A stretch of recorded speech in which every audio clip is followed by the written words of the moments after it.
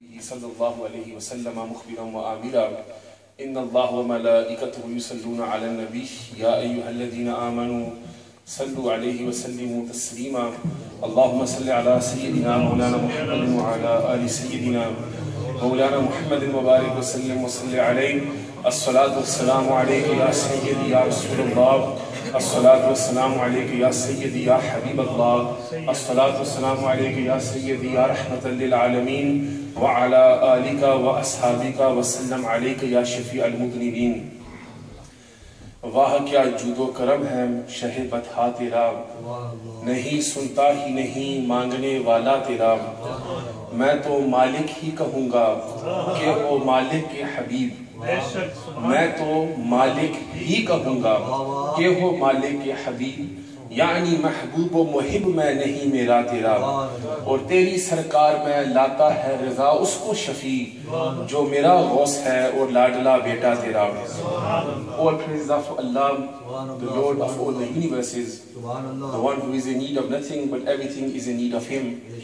Endless salutations be upon the best of creation, the purpose of creation, the light of creation, the life of creation, mine and your master, the beloved Prophet Muhammad sallallahu alayhi wa alihi wa ashabihi wa sallam. May salutations be upon all his pure progeny and upon all his rightly guided companions. Once again Allah has blessed me and yourselves to be present again in this Jami'ah, which alhamdulillah has been given the correct name when identifying this, because though in the short time that it has been here, alhamdulillah it has spread Noor as far as and wide as possible. So the name given to this Jami'atul Noor, alhamdulillah, has been given the right name from so far where we can see that the Noor of this has spread far and wide, not only in Ashton, but across the United Kingdom. That's why you have someone like me who has driven 2.5 hours to be present here. May Allah subhanahu wa ta'ala elevate the ranks of Qibla Sufi Noor Muhammad Sahib and their son Mullah Shahbaz Sahib and the other Sathis and Hazrat who are supporting the cause. May Allah subhanahu wa ta'ala give you the best of this world and the hereafter. Like they mentioned to you that I have come here, mainly my purpose was to do the ziyarat of Qibla Shah Sahib and to learn and take istifada, benefit from their speech. But as I have been asked to give my hazreen and register myself in the presence of this mahfil, which is in relation to the milad, the birth of Rasulullah sallallahu ta'ala alayhi wa sallam. And the topic of today's conference is in relation to the respect of Rasulullah sallallahu ta'ala alayhi wa sallam. Upon this, I will mention one point, and that is it. The verse of the Quran, we are all aware in Surah Hujurat, where Allah subhanahu wa ta'ala has mentioned and given a khitab to the believers. Where a khitab has been given, a message has been given to the believers. And this was at that time in reference to the ashab, the sahaba ikram, those who were the closest to Rasulullah sallallahu alayhi wa sallam. Meaning the adab of the darbar of Rasulullah sallallahu alayhi wa sallam was laid out by Allah subhanahu wa ta'ala, that within what boundaries a person must remain when speaking about or referring to or being in the presence of Rasulullah sallallahu ta'ala alayhi wa sallam. It is mentioned, Ya ayyuhalladhina amanu la tarfa'u aswatakum fawqa sawti nabi. O you who believe, la tarfa'u. In Arabic there are two types of orders. One is amr and one is nahi. Amr is when a person is given a positive order, and nahi is when an order is given but in its negativity, to stop somebody from doing something. And this la is for nafi. So Allah is saying, Ya ayyuhalladhina amanu, O you who believe, la tarfa'u aswatakum fawqa sawti nabi. O you who believe, do not raise your voice. La tarfa'u, do not raise your voice. Fawqa sawti nabi, above the voice of Rasulullah sallallahu alayhi wa sallam. That meaning when Rasulullah sallallahu alayhi wa sallam is in your presence, when you are in their majesty, do not even make the audacity to raise your voice in the presence of Rasulullah sallallahu alayhi wa sallam. Also, what should you not do? You should not speak. You should not speak with Rasulullah sallallahu alayhi wa sallam as you speak with one another. In short, how you speak with one another, how you refer to one another, how you converse with one another. Do not speak or converse or talk in this manner with Rasulullah sallallahu alayhi wa sallam. Otherwise, what will be the result for this?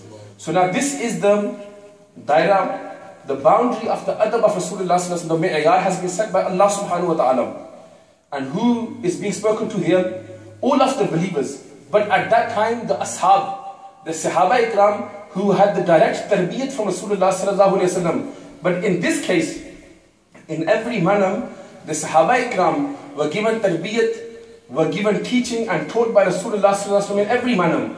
But when it came to the adab of Rasulullah sallallahu alayhi wa sallam, Allah subhanahu wa ta'ala gave the tarbiyat to the Sahaba Ikram and gave the tarbiyat to all the believers. That this point here of the adab and izzat of Rasulullah sallallahu alayhi wa sallam is that in which there is no compromise. If you were to raise your voice, over the voice of Rasulullah sallallahu alayhi wa sallam, or if you were to step out of the boundaries of the respect of Rasulullah sallallahu alayhi wa sallam, and tahbata a'malukum, what will happen? Your a'mal, your good deeds, habat, they will become destroyed. The exact word meaning here means to vanish. And here in this context, meaning your good deeds will have become destroyed, and you will not have even perceived how. The usul here comes that when a person comes into Islam, when a disbeliever comes into Islam, all his previous sins, they become forgiven. When a person who has been a disbeliever, when he accepts the religion of Islam, then whether he may live for only one day, and 99 years of his previous sins will be washed away when he comes into Islam. And the only time when a person's deeds as a Muslim and believer, because the khitab here is Ya ayyuhalladhina amanu, so it's referring to the mu'mineen, that when a believer and a Muslim's good deeds, the only time they become destroyed is when, for example, if a person does not pray salah, that deed of him not praying salah, he has wasted, he accumulates a sin. But his sins in totality are not destroyed. The only time a person's good deeds in totality vanish is when he leaves the religion of Islam. When he becomes a murtad, when he leaves the religion of Islam, everything he has done good in the past, it vanishes and goes away. The usul Allah sets here. People say today this is a man-made rule. No. The usul and principle has been set by Allah that a person who even raises his voice over the voice of Rasulullah sallallahu alayhi wa sallam, the person who even steps slightly out of the boundaries of the adab of Rasulullah sallallahu alayhi wa sallam, then his deeds will be destroyed. Why? Because there is no space in Islam for a person who has no respect for Rasulullah sallallahu alayhi wa sallam. This usul has been set by the Quran in this verse, that stepping out of the boundaries of the adab and respect and izzat of Rasulullah sallallahu alayhi wa sallam makes a person come out of the fold of Islam. This is the respect which Allah has outlined in the Quran.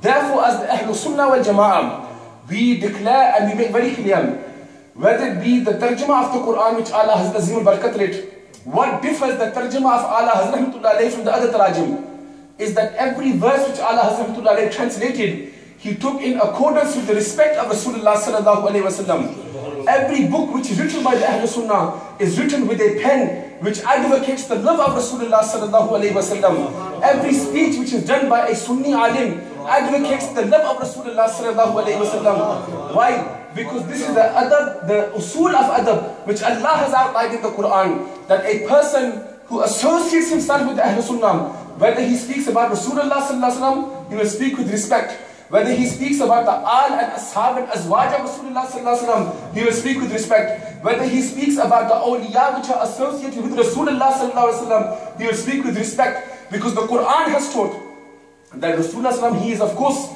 the mamba of respect. But everything which is associated with Rasulullah sallallahu alayhi wa sallam, that also becomes lazim upon you to respect that which becomes associated with Rasulullah sallallahu alayhi wa sallam. In what way? How mansoob? Because a masala came to Allah Hazrat Rahmatullahi Ta'ala alayhi, that what is more superior? What is more superior? The water of Zamzam or the water from Kawthar? The water of Zamzam, final masala, then I will finish. Dr. Saab is sitting here, alhamdulillah, you will hear them and they will speak to you in a more beautiful way and recite to you in a beautiful way the kalam of Allah Hazrat Rahmatullahi Ta'ala alayhi.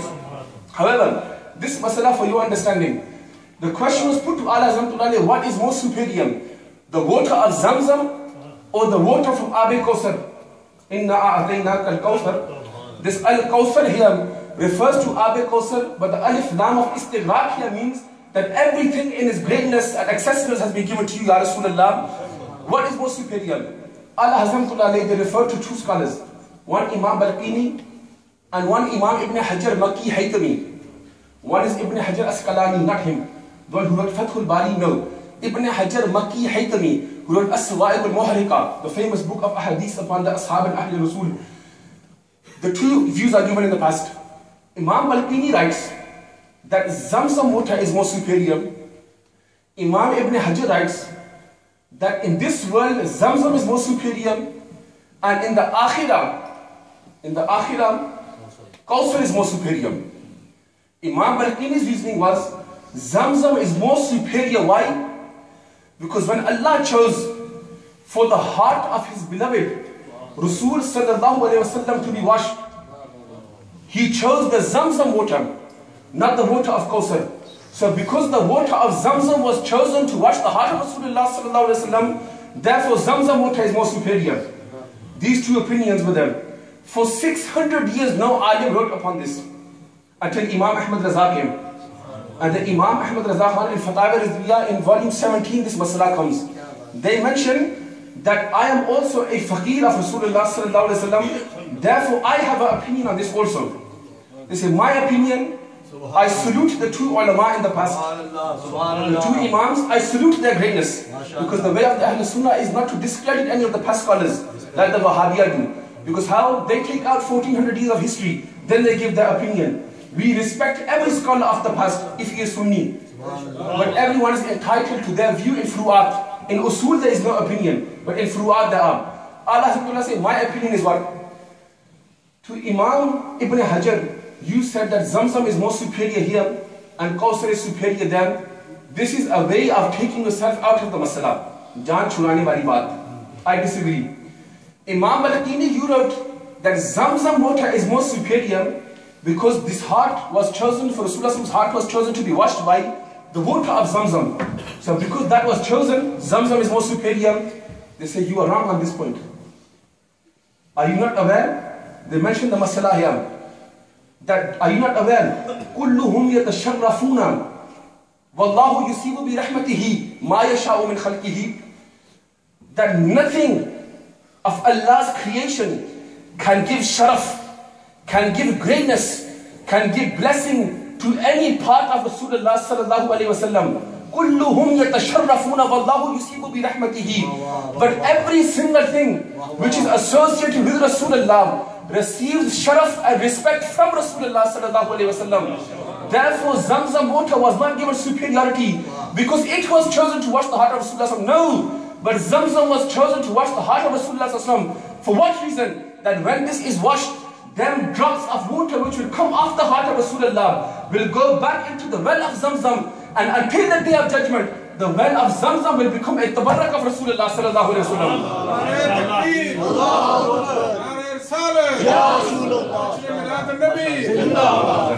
Zamzam water will become a tabarruk of Rasulullah sallallahu alayhi wa sallam, because it was chosen to wash the heart of Rasulullah sallallahu alayhi wa sallam. This water was given sharaf by Rasulullah sallallahu alayhi wa sallam. So therefore do not use this as an argument. This sharaf has been given by Rasulullah sallallahu alayhi wa sallam. However, my view is that Kawthar is superior, because Zamzam was given to Ismail alayhi salam, Kawthar was given to Rasulullah sallallahu alayhi wa sallam. And what comes in the Akhirah, وَلَا الْآخِرَةُ خَيْرٌ لَكَ مِنَ الْأُولَى, that whatever comes later is superior than what comes before. And whatever comes in the Akhirah is afdal in the Allah. And whatever is afdal in the Allah is afdal fi zatihi. And whatever is afdal fi zatihi is afdal fi dunya wal akhirah. Is superior in this world and the hereafter. The masala here was that someone should not assume that something has been given superiority because it was associated with Rasulullah sallallahu alaihi wasallam and it gave superiority to Rasulullah sallallahu alaihi wasallam. That's why Allah has the right that Rasulullah sallallahu alaihi wasallam was not born on the day of Friday. For what reason? You have come to celebrate the Milad. Why wasn't Rasulullah sallallahu alaihi wasallam born on Friday? Because somebody may say that because of Friday, Rasulullah sallallahu alaihi wasallam's birth has been given importance. No. That's why Allah wanted to give the day of Monday superiority.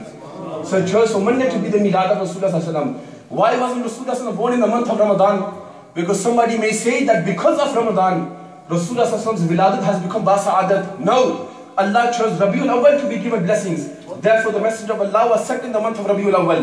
Why wasn't Rasulullah born in the Kaaba? Because somebody may say because of the Kaaba, Rasulullah's wiladat was given sharaf. Therefore Allah wanted to give sharaf to the house of Aminah. And he sent Rasulullah in the house of Aminah. Everything kulluhum yatasharrafuna wallahu yusibu bi rahmatihi ma yasha'u min khalqihi. Everything is given sharaf from Rasulullah sallallahu alayhi wasallam. So have this in mind. The adab of our Rasul sallallahu alayhi wasallam is such. Ba'das khuda buzurg tui qissai mukhtasar. Khuda is khuda, Allah is Allah. But after Allah, out of the makhluk of Allah, who Allah has given the crown of the most of respect, is the Zat of Rasulullah sallallahu alayhi wasallam. Keep this in mind, and with this you will be successful in this world and in the hereafter. May Allah subhanahu wa ta'ala give us the blessings of this month of Rabiul Awwal. And in this month of Rabiul Awwal, may Allah subhanahu wa ta'ala give us the ability to increase our respect and adab for Rasulullah sallallahu alayhi wasallam, and increase our adab in such a way that has been taught by Imam Ahmad Raza Khan rahmatullahi ta'ala alayhi. Wa ma alayna illa al-balagh wal mubin.